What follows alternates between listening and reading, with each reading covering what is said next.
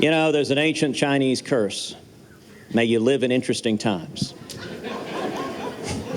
These are nothing if not interesting times. I'm here this morning with a lot of friends, and I recognize there's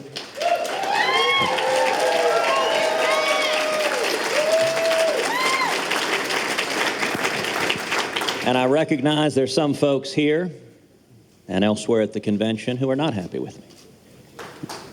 That's all right. You know, I'll say something to the folks here. Everyone here got involved in politics because we believe in something.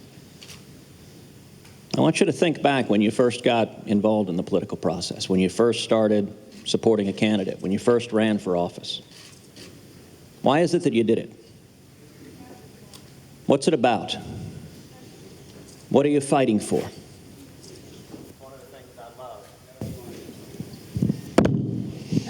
One of the things I love, thank you, sir, God bless you. One of the things I love about this Texas delegation is these are women and men of principle.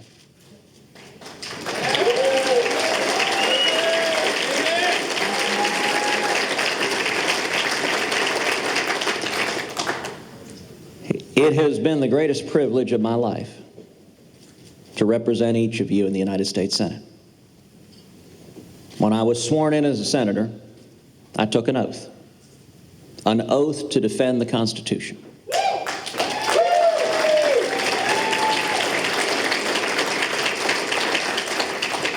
That's an obligation I take very seriously. That is an oath I intend to honor every single day.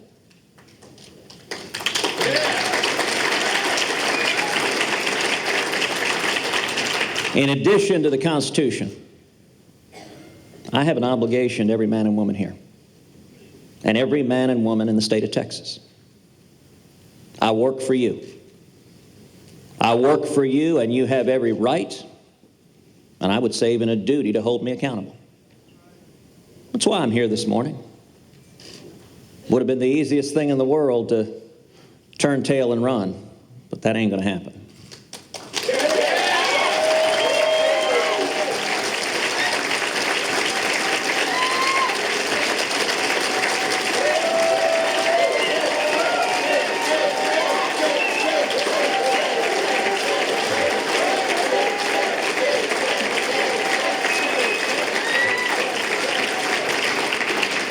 Now, I suspect most, if not all of y'all, understand that these folks holding cameras are not our friends. They're not here because they want to have a beer with you. They're not here because they're planning to vote Republican in November. And so there's no story they want to write more than Republicans in disarray, convention on fire, everything going bad. That's what they're going to write. Have you noticed it every night? That's going to be the story. But it's not true. Amen. Not true. Well, it's up to us to determine whether it's true or not. I do think the American people are watching what we do and not what they say.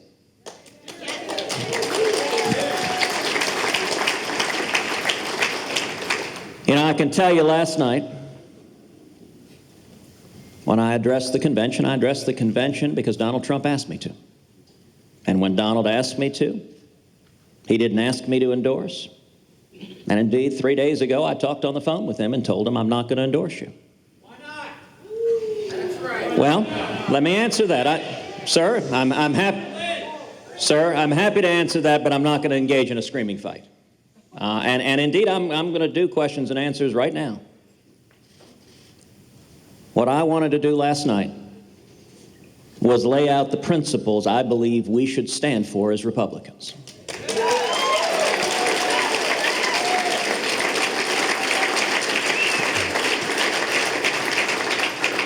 In that speech last night, I did not say a single negative word about Donald Trump.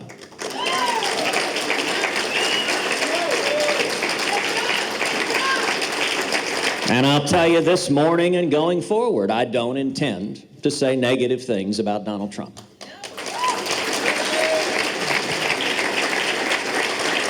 The media would love me to.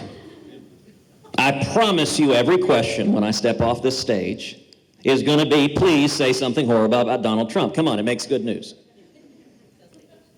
What I did say is what all of us should believe and why all of us, I think, got into politics in the first place. I started the speech by congratulating Donald on winning the nomination, by name.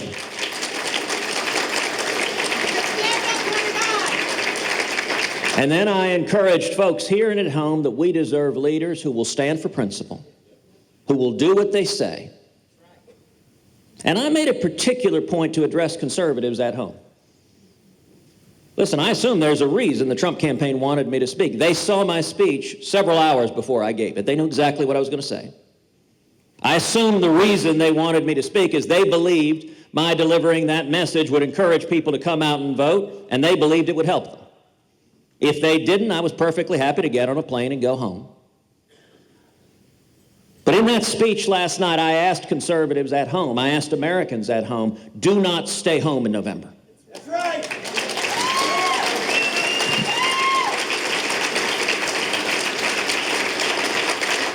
And I laid out a standard. I said we should vote for candidates that you trust to defend our freedom and to be faithful to the Constitution.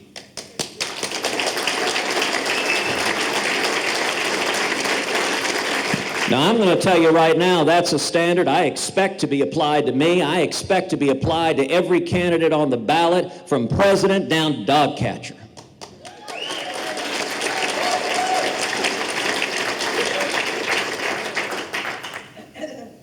This isn't just a team sport. We don't just put on red jerseys or blue jerseys and yay! This is about principles and ideals. This is about standing for what we believe in.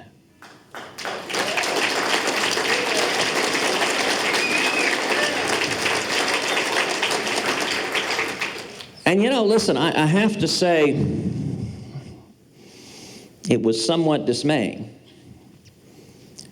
that apparently some of Donald's biggest partisans, right down front, when they heard that people should vote for someone you can trust to defend our freedom and defend our conscience, defend the Constitution, immediately they began booing. I've got to say that's a little bit troubling what they're saying.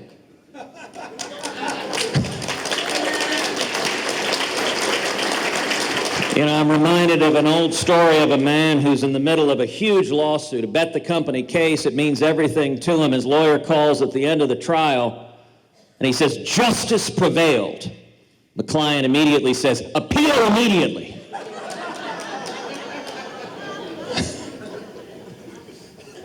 Listen, I actually thought later last night Newt had it exactly right. We want to win this race. Newt stood up and said, you know what, the standard Ted laid out, who will defend freedom? Who will be faithful to the Constitution? Newt said Donald Trump is the only candidate that meets that standard.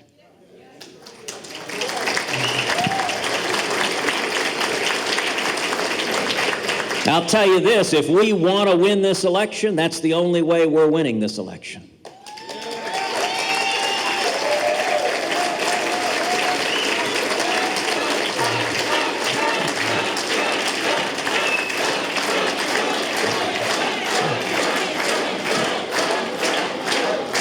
We're going to win this election by making the case to the American people. We're not going to win this election by yelling and screaming and attacking people.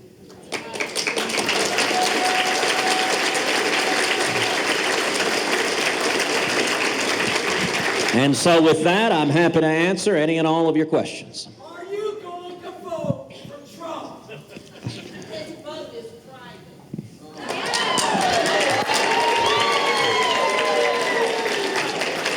Well, thank you, sir, for your question, and I will answer it the same way I have answered it many, many times when our friends in the press have asked it, which is that I am doing what millions of Americans are doing. I am watching, I am listening, and as I told you last night, the standard that I intend to apply is which candidate I trust to defend our freedom and be faithful to the Constitution. I can tell you, I'm not voting for Hillary.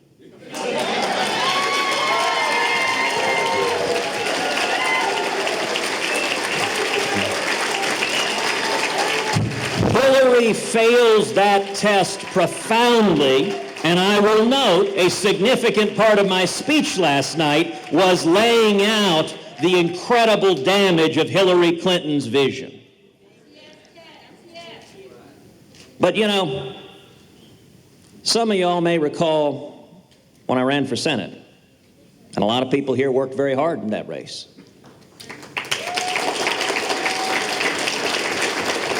And there were a lot of folks in that race that said, you know what, you got to vote for the lieutenant governor. He's next in line. It's his turn. This is a party. Be a team player. He's the one who's next in line.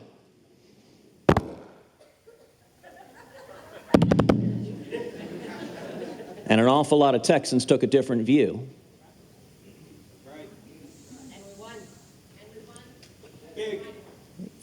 I've laid out the standard I'm looking for, and I am hopeful. I'm going to be listening tonight. I'm going to be listening to Donald's speech. I'm going to be listening to how he and the campaign conduct themselves every day from now to November. And that's what I believe the American people are going to be doing also. And the way to win, as I tried with all my might to lay out last night, is not to just scream and yell and attack as a traitor anyone that would dare question our candidate.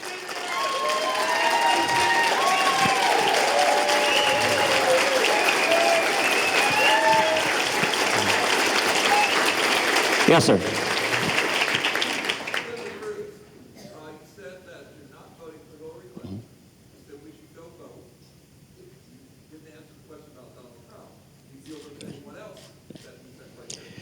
So I answered it with as much as I'm going to say, which is that I am watching and listening to make that decision. And when I talked about holding people accountable, I think that applies to all of us. That's what I'm doing. I am watching and listening. The election isn't today. And I am listening to the candidate. Now, what I don't intend to do is go out and throw rocks at Donald. I don't intend to criticize Donald.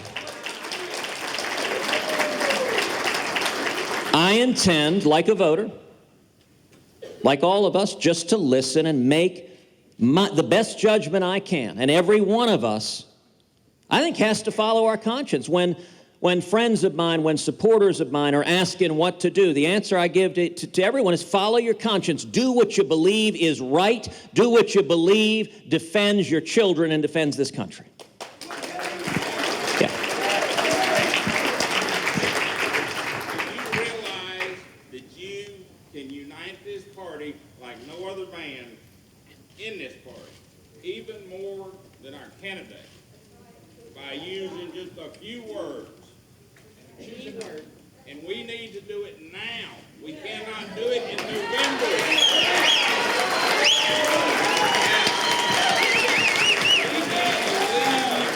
leave this convention united. And we need to stand with you, and you need to stand with us. So, sir, I appreciate your comments. And I will have to confess, what you said would be easy to do. How many people here are frustrated with politicians who just say anything? I'm going to answer your question. Listen, there are a lot of options that I could have taken that politically would have been a heck of a lot easier. There's option number one, which a whole bunch of people took, which is turn tail and run and don't come to the convention. There are a bunch of people that did that. I ain't one of them.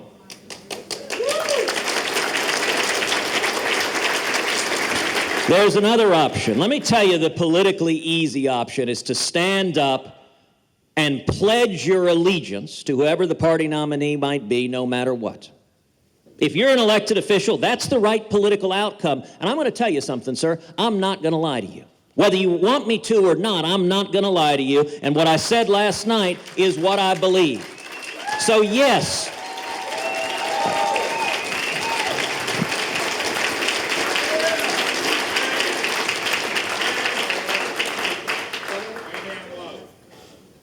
and I didn't say to support Donald Trump. I said support the party. The party. you know, okay, so your point was support the party, the Republican Party, and I will point... Sir, I'm happy to answer questions, but I'm not going to engage in a screaming match. I actually believe in treating people with civility and respect.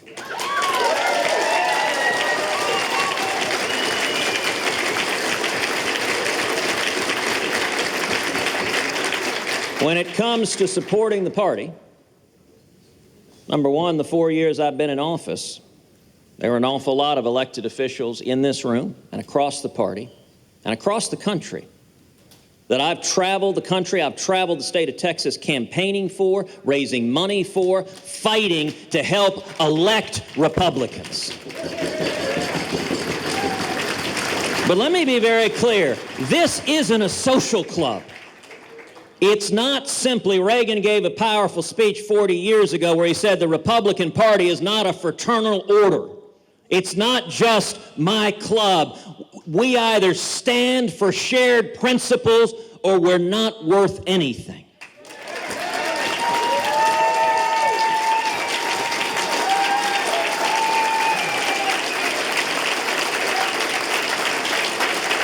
And let me ask folks here a related question. How many of y'all would like to see more leaders stand up to John Boehner and Mitch McConnell?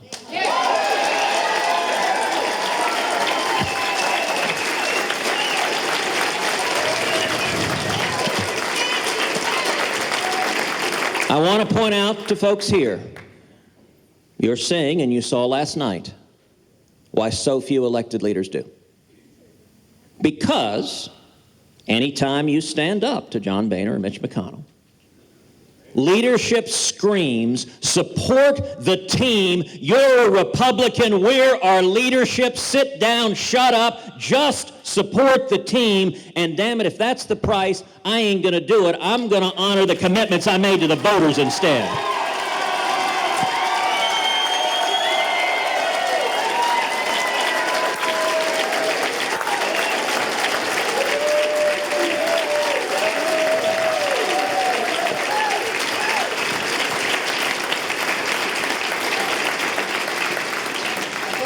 Senator Cruz, thank you for putting your hat in the ring.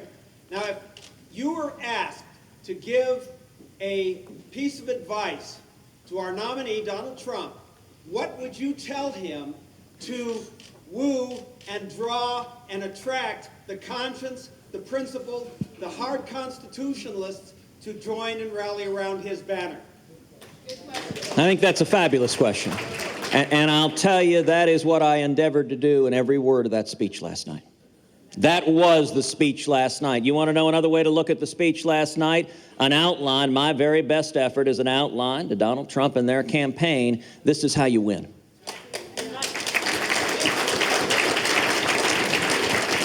You know, I was up last night on Twitter reading through different articles online, and one of them I read had a word cloud of last night versus prior nights of the convention. If you look at the speech I gave, the word cloud, the dominant word that's about 50 times bigger than any other word is the word freedom.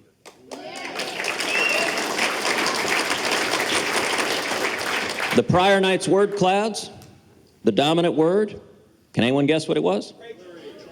Trump. You know what? If we go to November and the dominant word the voters hear is Trump, or for that matter, if the dominant word is Hillary or email server, we're going to lose. You want to know how we win? We will win if the dominant message the voters hear is freedom, that this is about your life and your kids. That's how you win an election, by deserving to win an election.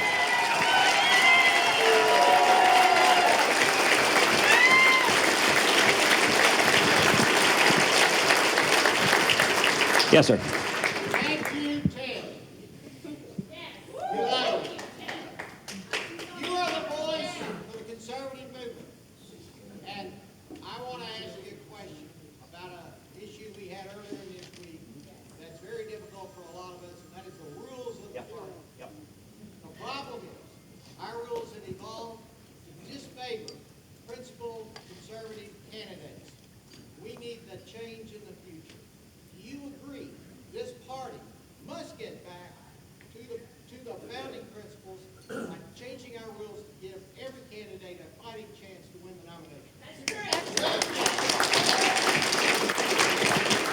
Well, thank you for that question. You know, I will point out the rules we have are not an accident.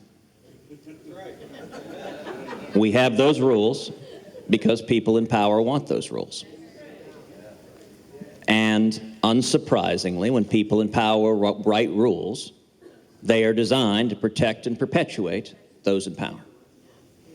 Now, on the rules fights that happened on the Rules Committee, I very consciously stayed out of that. In fact, I wasn't in Cleveland. I was out of town. I didn't even arrive till that fight was over. I understand a lot of delegates fought passionately from the grassroots. My one comment that I made when I was asked about the rules, I said, you know, it seems to me that Republicans ought to be picking the Republican nominee.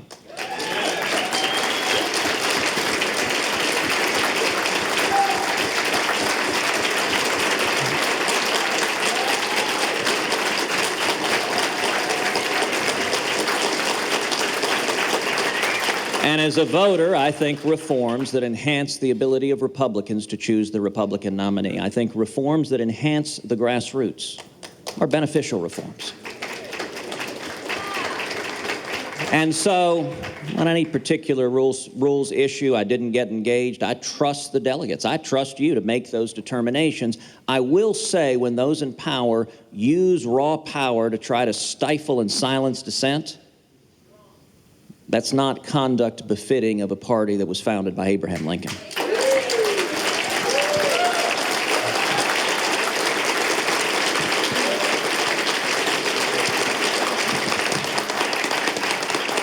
All right, we'll do two more questions. Yes? Thank you, Senator Cruz, for standing with Israel.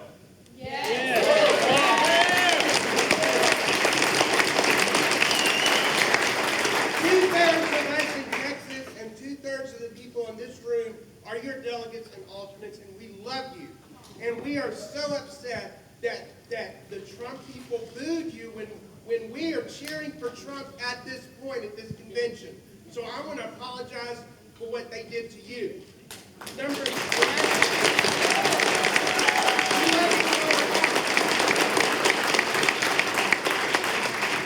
of the Never Trump people say that we should write your name in, and I'm saying I think that's a vote for Hillary.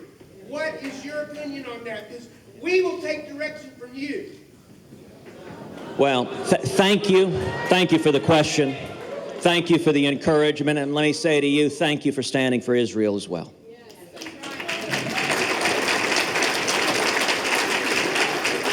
Listen, I am not encouraging anybody to write my name in. That is not something I'm suggesting that anybody do. I'm not a candidate in this race. We suspended our race on May 3rd. I was very clear. We didn't prevail in this race. I wanted to prevail in this race. We worked very hard to, but we didn't. And we lost the race. I recognize that. I respect the democratic process. I respect the will of the people.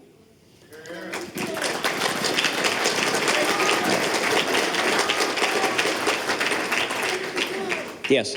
Hi, good morning. My name is Geraldine Sano. I've supported you, and we are a family. We're a family that we can agree to disagree, and that's okay. But you signed a pledge that says that you will support the party nominee. Now, as a girl growing up, my mother and father them said that your word is your bond, and if you didn't believe that you were going to say it at the time, and you weren't going to do it at the time, then you shouldn't have said it, because your word is your bond. I'm not one of your delegates here. I supported you, and I expected you to keep your word and say that your word is your bond. Hear, hear.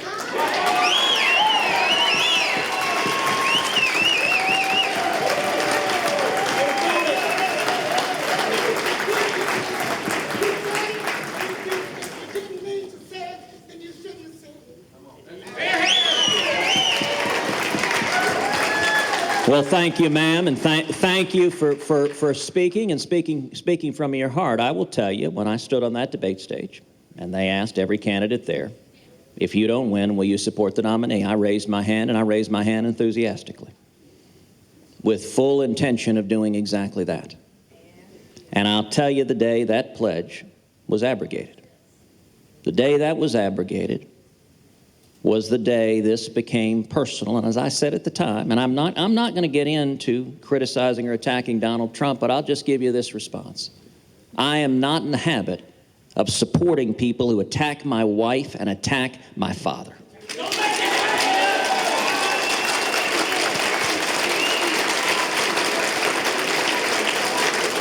And that pledge was not a blanket commitment that if you go and slander and attack Heidi, that I'm going to nonetheless come like a servile puppy dog and say thank you very much for maligning my wife and maligning my father.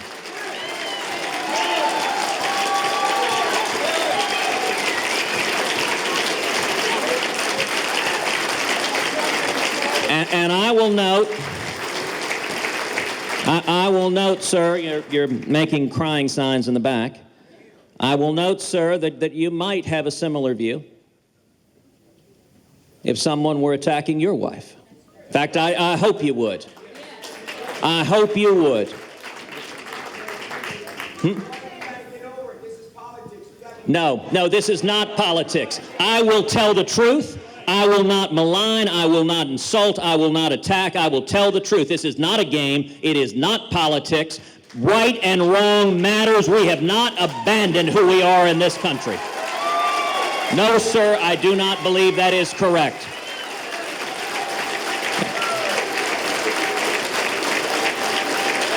And let me say this also. If anyone here thinks that I was eager to come to this convention. And vote for Hillary. Thank you, sir. If anyone thinks I was eager to come to this convention and give a speech laying out, supporting a great many of the policy positions laid out by Donald Trump, laying out why Hillary Clinton is utterly unfit to be president, despite the fact that neither he nor his campaign has ever taken back a word they said about my family, I promise you I was not eager to do that. That was not something I was happy to do. It was something I thought I had an obligation to do. I had an obligation to go and stand and speak. And I will say, what does it say when you stand up and say, vote your conscience? And rabid supporters of our nominee begin screaming, what a horrible thing to say.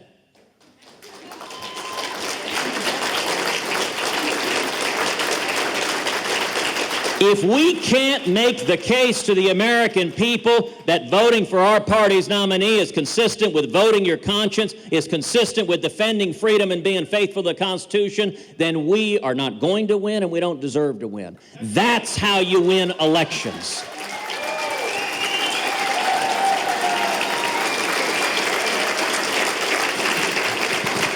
All right, one final question. Yes, ma'am. I am from the Rio Grande Valley. I met you at the Church of the King while you were running for senator and my husband was running for Congress. And I asked you, are you a man of your word? You said, yes, ma'am, I am. And I asked you, if you don't keep your word, can I address you whenever? Absolutely. And you said that I could. I know that many things were said during the campaign, ugly things, terrible things that should have never taken place.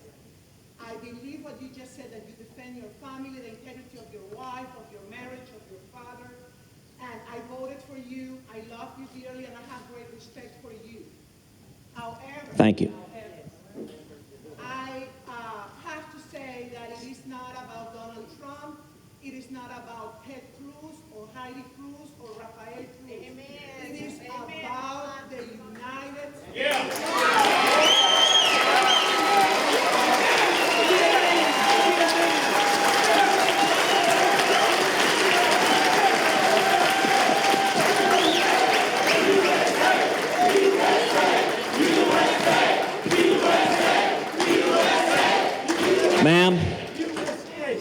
Ma'am, I agree with you emphatically. It is about the United States. And I will point out that every day in the Senate, I have spent every waking moment fighting for this country, fighting for you, fighting to honor the promises I made And by the way, there's a reason why others don't. Because the reaction in Washington is you get screamed and hollered down when you follow your commitments. My speech, you do it anyway, yes, and that's what I did last night. Because last night, what I laid out last night was not a speech that was focused on me. Last night was a speech that was focused entirely on the United States of America, on a path forward. Our country is at the edge of a precipice. We are at the risk of losing the greatest country in the history of the world. And my soul cries at where this country is, at what we're doing to the freedom of our kids and grandkids. And what I said last night is what I believe is the only path to saving this country. And it is not simply blindly chanting a name and yelling down dissenters. That is not, I believe in free speech. Let me point out, by the way, can anyone imagine our nominee standing in front of voters answering questions like this? I owe this to you. I owe this to you every day because I work for you. And so I'm going to answer the questions, even fellows who yell and scream and insult. You know what? You got a right under the First Amendment to express your views, and I'm going to defend your rights even to insult me. That's what I believe.